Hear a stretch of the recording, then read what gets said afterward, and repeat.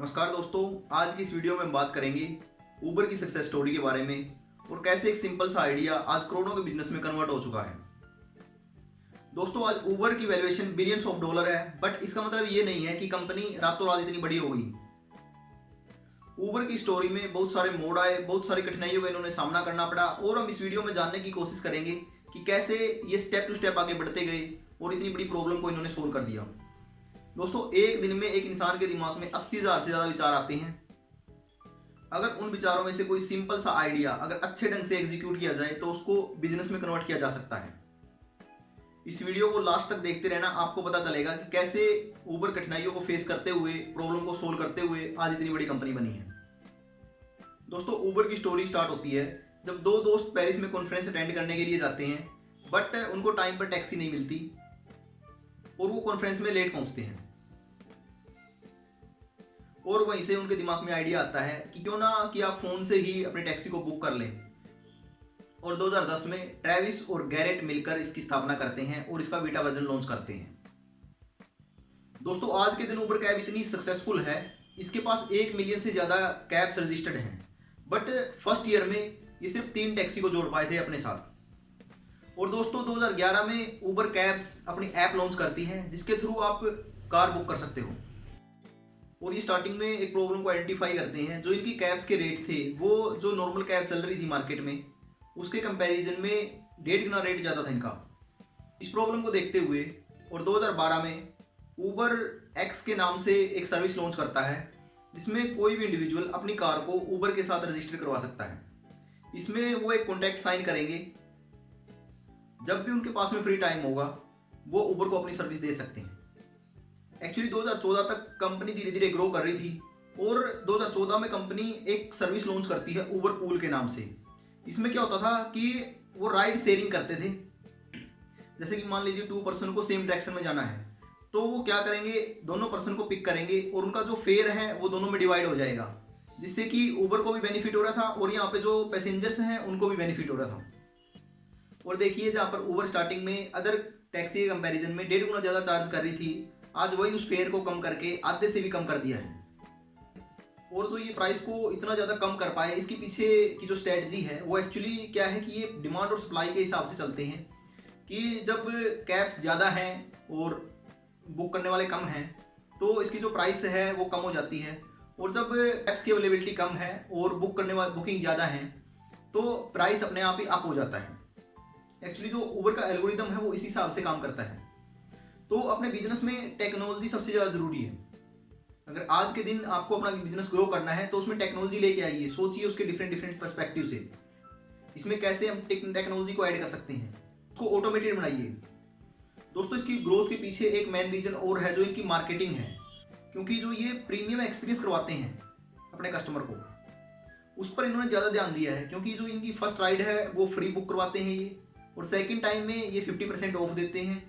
इन्होंने मार्केटिंग इस प्रकार से की है कि जो इनकी कैब को एक बार यूज कर लेता है तो वो आगे डेफिनेटली बताएगा, और क्या होगा कि वो आगे और पर्सन को बताएगा और वो किसी और पर्सन को बताएंगे। तो इनकी जो मार्केटिंग है वो ज़्यादातर वर्ड ऑफ माउथ मार्केटिंग ज़्यादा हुई है इस कंपनी की। और दोस्तों, जो इनका रिटेंशन रेट है वो भी क्या काफ़ी ज़्यादा हाई देखने को मिलता है, और इनकी मार्केटिंग में वर्ड ऑफ माउथ मार्केटिंग ज़्यादा देखने को मिला है। क्योंकि अगर आज के दिन हम बात करते हैं तो सबसे स्ट्रॉन्ग मार्केटिंग है ये वर्ड ऑफ माउथ। क्योंकि एक एज कंपैरिजन आप कहीं सोशल मीडिया पर या फिर कहीं टीवी में कोई ऐड देखते हो और वही सेम अगर आपका दोस्त आपको कोई चीज़ रेकमेंड करता है उसको यूज करना प्रेफर करोगे रेदर देन कि आपने जो ऐड देखी है, क्योंकि जो आपका विश्वास है आपके फ्रेंड पे ज़्यादा है। और मार्केटिंग इसी चीज़ का काम करती है।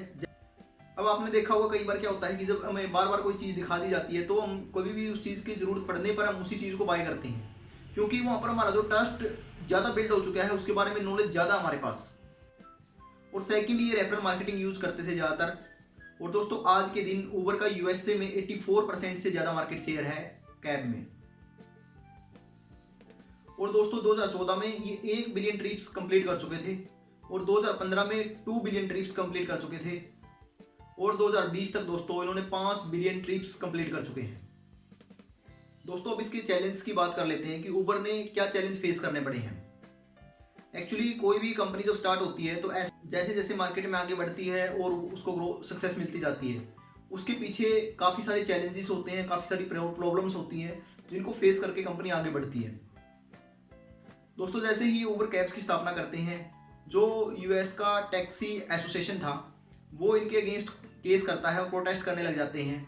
तो ये उस केस में क्या करते हैं, ये जो भी टैक्सी ड्राइवर्स थे उनको ऑफर करते हैं इनकी कंपनी को ज्वाइन कर ले और ये एक अच्छा रिटर्न देंगे उनको। और जो इनकी पॉलिसी थी ये कॉन्ट्रैक्ट बेस की थी, ना कि ये उनको एज ए एम्प्लॉय कंसीडर करते थे। और दोस्तों यूएस में गवर्नमेंट ऑफिशियल्स बिल्कुल भी इनको कॉर्पोरेट नहीं कर रहे थे। वो जैसे ही उबर टैक्सी को देखते थे उसको उठा देते थे। तो ये इस प्रॉब्लम को आइडेंटिफाई करते हैं और ये क्लोजली इसको मॉनिटर करने लग जाते हैं। जो भी गवर्नमेंट ऑफिशियल्स थे उसका डेटा इकट्ठा करने लग जाते हैं ये, और एक सिमिलर ऐप डेवलप करते हैं और उन सारे डेटा को टारगेट करते हैं और उनको ये ऐप डाउनलोड करवाई जाती है। और अब जैसे ही गवर्नमेंट ऑफिशियल्स इसको ट्रैक करते थे, देखते थे कि कहाँ पर उबर कैब्स है, और ऐप के अंदर वो पाते थे कि उबर की टैक्सी कहीं पर शो नहीं हो रही है, और जिससे धीरे धीरे करके उबर ने इस प्रॉब्लम को भी फेस कर लिया। और ऐसे ही जब ये इंटरनेशनल एक्सपेंशन की सोचते हैं तो वहाँ पर भी इनको काफ़ी सारी प्रॉब्लम्स देखने को मिलती हैं। जैसे एशिया की कंट्रीज़ में टैक्सीज़ की अवेलेबिलिटी काफ़ी ज़्यादा थी as comparison to other countries. फिर भी दोस्तों इन्होंने रिस्क को ध्यान में रखते हुए अपनी सर्विस को लॉन्च किया। और दोस्तों उबर चाइना में भी अपने बिजनेस को लॉन्च करती है। वहाँ पे एक डीडी करके टैक्सी सर्विस थी जो इनको बड़े टफ कंपटीशन दे रहे थे, बट ये वहाँ पर श्याम दंड वेद की नीति अपनाते हैं। जब वहाँ पर कम्पीट नहीं कर पाते उसको, तो ये उसको ही अपना पूरा बिजनेस बेच देते हैं और उसके अंदर ही 20% स्टेक्स पे कंपनी वहाँ से वाइंड अप कर देती है। क्योंकि दोस्तों अगर एक बिजनेस में अपने 100% एफर्ट्स देने के बाद अगर आप सर्वाइव नहीं कर पाते हो तो वहाँ से लीव करना बेस्ट है। क्योंकि दोस्तों धीरे धीरे क्या होगा, आपका बिजनेस डाउनग्रेड हो जाएगा और आपको जहाँ पर ग्रोथ मिल रही है वहाँ पे भी आप फोकस नहीं कर पाओगे। दोस्तों ऐसे ही इंडिया में भी 2014 में उबर को टेम्परेरी बेसिस पे बैन कर दिया गया था, क्योंकि जो इनका ड्राइवर को ऑन बोर्ड करने की प्रोसेस थी वो वेरीफाइड नहीं थी एज स्ट्रॉन्ग। जैसा कि जर्मनी में ये गवर्नमेंट के साथ में कोप अप नहीं कर पाए, वहाँ पे ये सर्विस प्रोवाइड नहीं कर पाए उनके as per there rule and regulation, तो वहाँ से भी इन्होंने अपना बिजनेस को वाइंड अप किया। और दोस्तों आज के दिन उबर 80 से ज़्यादा कंट्रीज़ में एक्सपेंड कर चुकी है और सक्सेसफुली अपनी सर्विस प्रोवाइड करवा पा रही है। ऐसा नहीं है कि कंपनी स्मूथली आगे ग्रो करती रहेगी, टाइम टू टाइम चैलेंज आएंगे, बट प्रॉब्लम को फेस करना और उसको सोल्व करना, यही एक जो सक्सेसफुल बिजनेसमैन है उसकी नीति रही है। दोस्तों जो फाउंडर होते हैं किसी भी कंपनी के, वो प्रॉब्लम सॉल्विंग माइंडसेट से अपना बिजनेस करते हैं, क्योंकि उनको पता है अगर वो मार्केट के अंदर आए हैं तो definitely time to time problems आएंगी। और ऐसे ही कुछ कंट्रीज़ हैं जहाँ पे उबर ने एक्सपेंड किया था बट वो सर्वाइव नहीं कर पाए और उनको अपना बिजनेस वाइंड अप करना पड़ा, जैसे नीदरलैंड है, स्पेन है, जर्मनी है, मैक्सिको है। दोस्तों दो प्रकार के बिजनेस होते हैं, या तो आप कोई इन्वेंशन करते हो और उसके साथ में मार्केट में आते हो, आप फर्स्ट मूवर हो, और या फिर आप फास्ट मूवर हो, जो कि आप बिजनेस को कॉपी करते हो बट एग्जीक्यूट करने में आप बहुत फास्ट हो। दोस्तों दोनों ही सिचुएशन में बिजनेस सक्सेसफुल होगा। दोस्तों आज की इस वीडियो से हमें सीखने को मिलता है कि कंसिस्टेंटली वर्किंग ऑन प्रॉब्लम, जब हम कंटिन्यूसली किसी प्रॉब्लम पे वर्क करते हैं तो डेफिनेटली हमें कोई ना कोई सोल्यूशन मिलता ही है एट द एंड।